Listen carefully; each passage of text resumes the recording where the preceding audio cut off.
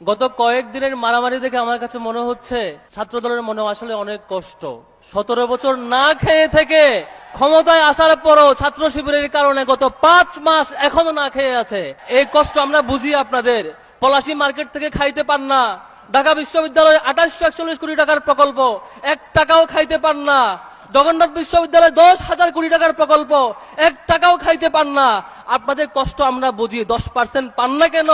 এই কষ্টে বাড়াবাড়ি আপনাদের।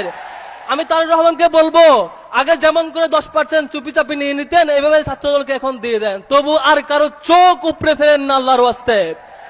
10% নীরবে দিয়ে দেন প্রয়োজনে, তবু ঢাকা আলিয়ার হল বন্ধ করেন না আল্লাহর ওয়াস্তে।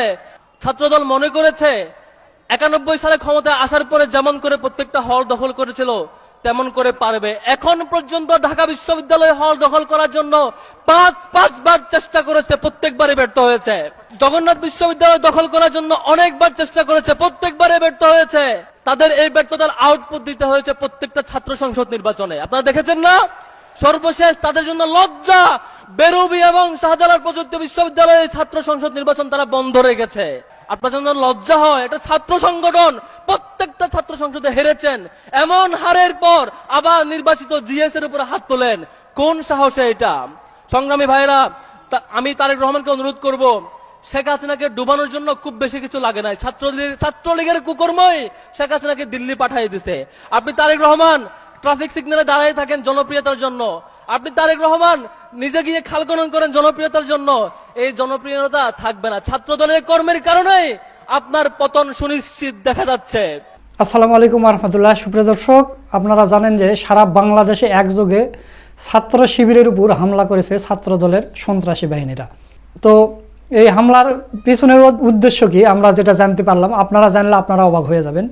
সেটা হলো যে জগন্নাথ বিশ্ববিদ্যালয়ে 10,000 কোটি টাকার বাজেট এসেছে হল ক্যাম্পাস নির্মাণের জন্য।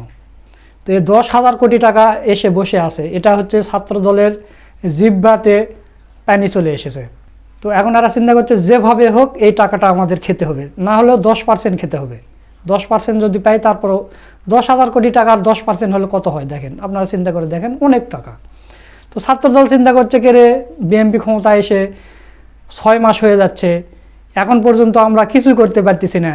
কোনো ছাত্র সংসদ নির্বাচনে আমাদের কোনো সিট পাইনি, কিছু পাইনি, একটা এজিএস হতে পারিনি, একটা ভিপি হতে পারিনি।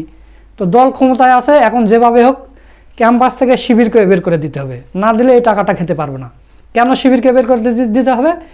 কারণ শিবির এবং সাধারণ শিক্ষার্থীরা চাচ্ছে এই যে 10,000 কোটি টাকার বাজেট এসেছে, এই 10,000 কোটি টাকার কাজ সেনাবাহিনী করবে, এই ব্যবস্থা শিবিরেরা করতেছে।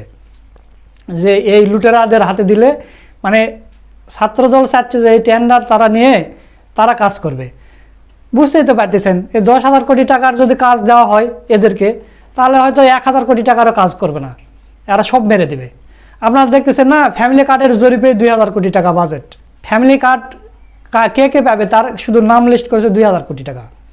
তো এই হলো ব্যাপার। তো এই কারণেই শিবিরকে মেরে এরা ক্যাম্পাস থেকে বের করে দিয়েছে যে শিবির ফাঁকা হলে এরপর আমরা যেভাবে হোক এই টেন্ডারটা নিব। কিন্তু শিবির সাধারণ শিক্ষার্থীরা চাচ্ছে যে এই কাজ সেনাবাহিনী করবে। তো এই হলো মূল কারণ। দর্শক, আপনারা জানেন যে এরা কিন্তু ঢাকা বিশ্ববিদ্যালয়ে মাস্তানি করতে পারে না, কারণ ঢাকা বিশ্ববিদ্যালয়ে সাদিক কায়েম আছে, এসএম ফরহাদ আছে, মহিউদ্দিনরা আছে, ওখানে যে কোনো পার পায় না। আর অনেক চেষ্টা করেছে, ঢাকা বিশ্ববিদ্যালয় অনেক চেষ্টা করছে। আর সাদিক কায়েমেরা যদি প্রস্তুত না থাকে, ঢাকা বিশ্ববিদ্যালয়ে কোনো ছাত্র দলের সন্ত্রাসীরা কিছু করতে পারবে না। এদিকে আবার ঢাকা বিশ্ববিদ্যালয়ে 2841 কোটি টাকার প্রকল্প এসে আছে, এটাও খাওয়ার জন্য এরা চেষ্টা করতেছে কিন্তু পারতেছে না। এই কারণে শিবিরের উপর এরা হামলা করেছে সারা বাংলাদেশ একযোগে, এবং ভিপি এবং এজিএসকে বের করে দিয়েছে জগন্নাথ বিশ্ববিদ্যালয় থেকে। এই হলো মূল বিষয়। আর আরেকটা জিনিস, সেটা হলো যে আপনারা সবাই জানেন খালেদা জিয়া তার নিজের মুখে বলেছে যে জামাতে ইসলামের যেগুলো নেতাকর্মীদের ফাঁসি দেওয়া হয়েছে এটা অন্যায়ভাবে ফাঁসি দেওয়া হয়েছে, এরা কোনো রাজাকার ছিলেন না, কিছু ছিলেন না। খালেদা জিয়ার বক্তব্য আছে। এরপর তারেক রহমান লন্ডনে থেকে বলেছে জামাতের এই নেতাদের অন্যায়ভাবে ফাঁসি দেওয়া হয়েছে। আল্লামা দেলাওয়ার হোসেন সাঈদী সেখানে সাজাপ্রাপ্ত হয়েছিল, সাকা চৌধুরীকে সাজা দেওয়া হয়েছিল, মাওলানা মতিউর রহমান নিজামীকে সাজা দেওয়া হয়েছিল, আলী হাসান মোহাম্মদ মুজাহিদকে সাজা দেওয়া হয়েছিল।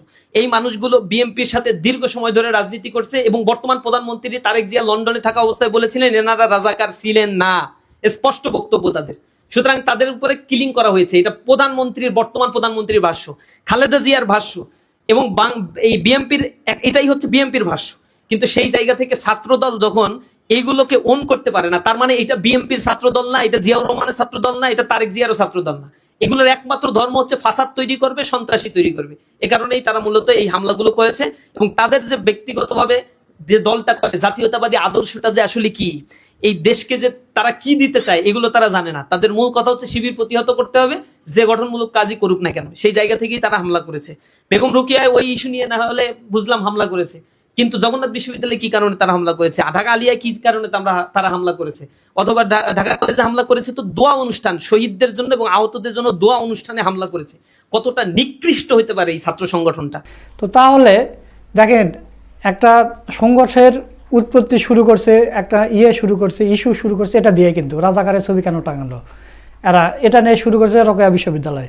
তো এখন আমার কথা হলো, হাসিনার মামলায় যদি রাজাকার হয় জামাতের এই নেতারা, তাহলে তো বেগম খালেদা জিয়াও দোষী, এতিমের টাকা মেরে খেয়েছে।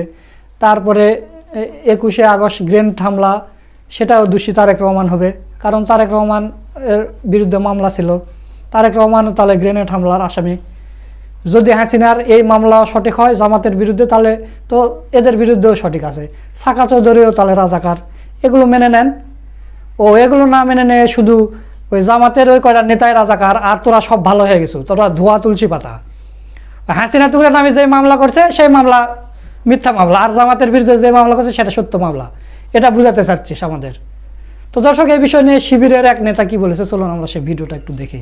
একটি জাতি তখনই সামনে অগ্রসর হতে পারে সেই জাতি যখন তার শত্রু এবং মিত্রকে চিহ্নিত করে সুন্দর পরিকল্পনা গ্রহণ করতে পারে। আমরা মনে করেছি জুলাই অভ্যুত্থানের মাধ্যমে আমরা সেই কাজটি সবার আগে করতে পেরেছি। ফ্যাসিবাদী রাজনৈতিক কাঠামোকে আমরা পেরিয়ে বর্তমানে আমরা বুঝতে পেরেছি আমাদের এই ছাত্র জনতার কাঙ্ক্ষিত বাংলাদেশ তৈরিতে সামনে কারা সবচেয়ে বড় বাধা এবং কারা আমাদের শত্রু। দেশের মধ্যে তো অবশ্যই দেশের সীমানা পেরিয়ে বহির্বিশ্বে রাজনৈতিক, অর্থনৈতিক, সাংস্কৃতিক এবং ধর্মীয় গোষ্ঠীগুলোর মধ্যে কারা সংস্কার চায় এবং কারা সংস্কার চায় না, কারা গণভোট চায়, কারা জুলাই সনদ চায়, কারা জুলাইকে আঁকড়ে ধরতে চায় এবং কারা জুলাইকে গিলে ফেলতে চায়, সে পার্থক্য আমরা সবার আগে করতে পেরেছি। আমরা মনে করি এটি আমাদের সবচেয়ে বড় সফলতা। সম্মানিত ভাইরা, আমরা জনাব প্রধানমন্ত্রীকে বলতে চাই, যে কারণে আগামী দিনে আপনারা আমাদের উপরে হামলা করবেন, বর্তমানে হামলাগুলো করছেন, তার কারণ একটি ছিল, সেটি হলো আওয়ামী বয়ানকে আপনারা পুঁজি করে শহীদ মতিউর রহমান নিজামীকে আপনারা রাজাকার বানাচ্ছেন। আমরা বলতে চাই, যদি হাসিনার ক্যাঙ্গারু ট্রাইব্যুনালের মাধ্যমে মতিউর রহমান নিজামী যিনি শহীদ হয়েছেন তিনি রাজাকার হন, তাহলে তারেক রহমান আপনি নিজেও 21 গ্রেনেড মামলার একজন হামলাকারী এবং একজন আসামি। যদি আল্লামা সাইদি সাহেব রাজাকার হয়ে থাকেন, তাহলে জিয়া অরফানেজ ট্রাস্ট দুর্নীতি মামলায় তারেক রহমান আপনি একজন টাকা আত্মসাৎকারী এতিমদের। যদি শহীদ বীর কাশেম আলী সাহেব রাজাকার হয়ে থাকেন, তাহলে আমরা এটাও বলতে চাই, তারেক রহমান থেকে শুরু করে বিএনপি কর্মকর্তারা বিগত সময়ে অবৈধ সম্পদ তৈরি, মানি লন্ডারিং মামলা থেকে শুরু করে বিগত অসংখ্য মামলায় তারা আসামি এবং তারা এদেশে দোষী বলে আমরা সাব্যস্ত করতে চাই। আমরা বলতে চাই, আর কত রক্ত চান? বিগত 5 মাসে 300 জন কর্মীকে আপনারা আপনাদের খুন করেছেন, 700 জন নাগরিককে আপনারা খুন করেছেন। শুধুমাত্র বিগত ঈদুল ফিতরে 148 কোটি টাকা আপনারা বাড়তি ভাড়া আদায় করেছেন। কত টাকা, কত টেন্ডার আপনাদের লাগবে? সম্মানিত উপস্থিতি, তারেক রহমানকে বলতে চাই, টোকাই ভাড়া করে মাস্তান দিয়ে জগন্নাথ কয়দিন আপনি আটকায় রাখবেন? আলিয়া আপনি কয়দিন আটকায় রাখবেন? 1 দিন, 2 দিন, 1 সপ্তাহ, 1 মাস, এরপরে আপনি কোথায় যাবেন? মনে রাখবেন, ছাত্র শিবিরের রক্তকে যারা জায়েজ মনে করেছে তারা ইতিহাসে সবচেয়ে বড় ভুল করেছে। আমরা বিশ্বাস করি আপনি দোষীদেরকে সাংগঠনিক শাস্তির আওতায় নিয়ে আসবেন এবং তাদের উপরে একাডেমিক শাস্তি আপনারা বর্তাবেন। আশা করছি এর মাধ্যমে যদি আপনারা ক্যাম্পাসে শিক্ষার পরিবেশ ফিরিয়ে আনেন, ইসলামী ছাত্র শিবির আপনাদের পাশে বন্ধু হয়ে কাজ করবে ইনশাআল্লাহ। দর্শক, আপনারা ভিডিওটা দেখলেন। তো এরকম এরা যে বাংলাদেশে শুরু করেছে, এরকম যদি চলতে থাকে এরা বেশি দিন টিকে থাকতে পারবে না। কারণ শিবির কি জিনিস সেটা হাসিনা ভালো করে টের পেয়েছে। হাসিনার 5টা বাহিনীকে লেগে দিয়েছিল যে এই আন্দোলন শিবির করতেছে, শিবির করতেছে, শিবির সব কিছু করতেছে, একে ধরো। কিন্তু কোনো গোয়েন্দা সংস্থা শিবিরকে ধরতে পারেনি। সেই শিবিরের সাথে এরা এসে লেগেছে। সারা বাংলাদেশে কোনো ছাত্র দলের কোনো আপনারা নামগন্ধ শুনেছেন গত 17 বছর? না, কিছু নেই। তারা যদি মিছিল টিছিল করতো, দেখা যাচ্ছে যে 4-5 জন মিলে একটা ঘরে মিছিল করে, তাও এইভাবে তাকায় কে কোথায় আলো কিনা। দেশ স্বাধীন হয়ে 2 বছর হচ্ছে, ছাত্র দলের কোনো কমিটি দেখেছেন? ওই রাকিব নাসিরি আছে। এর আগেও 2020 সালের পর থেকে দেখবেন যে এরাই সভাপতি, সেক্রেটারি, এরাই। কোনো কমিটি নাই, কিছু নাই। এটা কোনো ছাত্র সংগঠন হতে পারে? হতেই পারে না। এরা হচ্ছে সন্ত্রাসী সংগঠন। চান্দা ভাই নয়ন গতকালকে হেলমেট পরে আলিয়া মাদ্রাসার যা হামলা করছে, বাড়ি বাড়ি গিয়ে হামলা করছে। শুধু মাদ্রাসাতে নয়, বাড়ি বাড়ি গিয়ে হামলা করছে চান্দা ভাই নয়ন। চান্দা ভাই নয়ন কি সে ছাত্র দলের নেতা? সে কি ওই আওয়ামী লীগের হেলমেট ফিরে নিয়ে আসতে চাচ্ছে? তো দর্শক, এই হলো অবস্থা। তো শিবির কঠিনভাবে জানিয়ে দিয়েছে যে আমাদের সাথে লাগতে আসেন না, সামাল দিতে পারবেন না।